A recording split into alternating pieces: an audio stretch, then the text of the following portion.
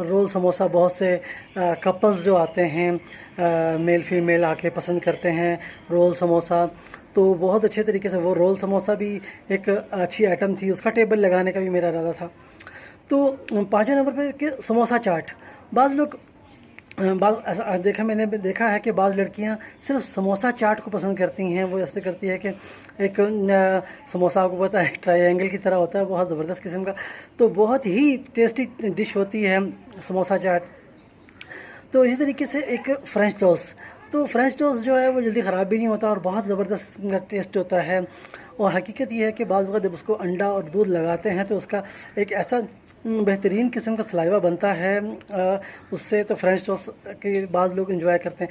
तो ये हर massage centre के साथ ये छोटा सा ओरियल शॉप होना चाहिए। तो मेरा ज़हन ये था कि ग्वादर में ये बनाऊं और इसको मैं, ताकि पूरी दुनिया जो है वहाँ पर